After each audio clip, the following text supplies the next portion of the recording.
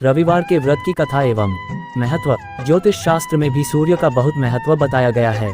चंद्र, मंगल और गुरु ग्रह सूर्य देव के मित्र माने गए हैं, वहीं शनि और शुक्र शत्रु माने गए हैं। ऐसे में जिन जातकों का सूर्य नीच का होता है उन्हें रविवार व्रत से विशेष लाभ प्राप्त होता है।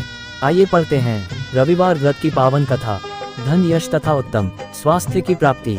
रविवार व्रत की पौराणिक कथा। एक समय एक गांव में एक बुढ़िया रहती थी। वह नियम से प्रत्येक रविवार को सुबह जल्दी उठकर स्नान आदि से निवृत्त होकर अपने घर को गाय के गोबर से लीपती थी। फिर भोजन बनाकर भगवान को भोग लगाकर स्वयं भोजन करती थी।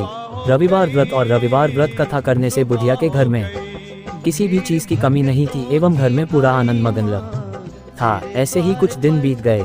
बुढ़िया की डॉसन, जिसकी गाय का वह गोबर लाती थी, वह सोचने लगी कि यह बुढ़िया प्रत्येक रविवार को मेरी गाय का गोबर ले जाती है, इसका क्या कारण है। रविवार वाले दिन उसने अपनी गाय को घर के अंदर बांध दिया। जब वह बुढ़िया गाय का गोबर लेने गई तो उसे कुछ नहीं मिलने के कारण वह न तो भोजन बना पाए और न ही भगवान को भोग लगा पाए। इस प्रकार बुढ़िया का उस दिन निराहार का व्रत हो गया और वह भूखी प्यासी ही सो गई। रात्रि के समय भगवान बुढ़िया के सपनों में आकर भूखी सोने का कारण पूछा तो उसने गाय का गोबर नहीं मिलने का कारण बताया। यह सुनकर भगवान ने कहा, माता, मैं तुम्हें ऐसी गाय दे दूंगा जिससे तुम सभी इच्छाएं पूर्ण कर सकती हो, क्योंकि तुम हमेशा रविवार वाले दिन गौ के गोबर से लीपकर भोजन बनाकर मुझे भोग लगाती हो, फिर तुम स्वयं खाती हो। मैं तुम्हारी इस भक्ति से प्रसन्न गया है, इसलिए मैं तुम्हें एक गाय और बछड़ा देता हूँ।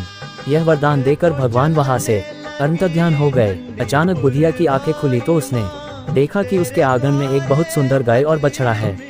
बुढ़िया गाय और बछड़े को देखकर अति प्रसन्न हुई और उन दोनों को बाहर बांध दिया। जब बुढ़िया के घर के बाहर डॉसन ने गाय और बछड़ा बंधा देखा तो उसका हृदय जल उठा।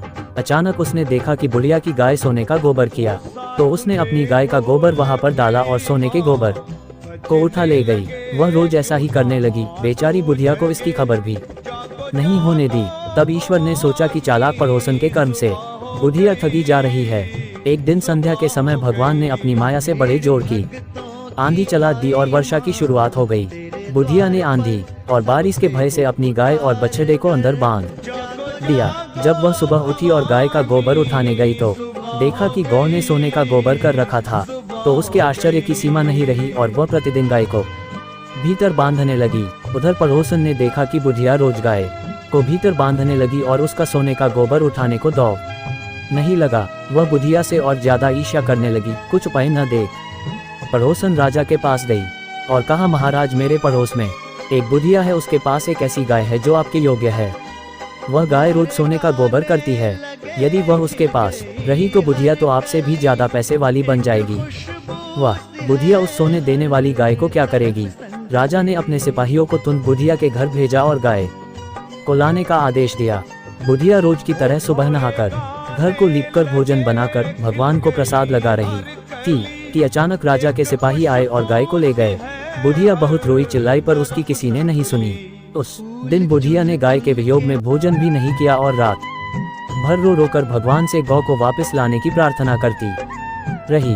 उधर राजा गाय को देखकर बहुत प्रसन्न हुआ, किंतु सुबह उठकर देखा तो सोने की जगह पूरे महलों में गोबर ही गोबर हो रहा था। राजा यह देखकर घबरा गया।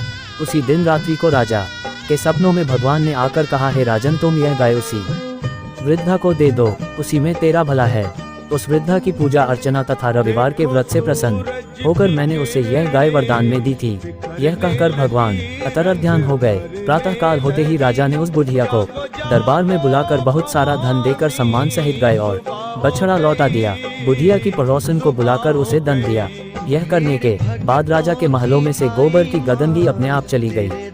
उसी दिन से राजा ने अपने राज्य की सभी प्रजा को आदेश दिया कि वो रविवार व्रत कथा का आयोजन करेगा, ताकि नगर के सभी लोग सुखी जीवन व्यतीत कर सके और इस व्रत को करने से सभी की बीमारी प्रकृति के प्रकोप से समाप्त हो जाए। उसी दिन से राज्य में सभी लोग रविवार व्रत कथा का पूरे नियम से पाठ करने लगे एवं राज्य की प्रजा सुखी जीवन व्यतीत करने लगी।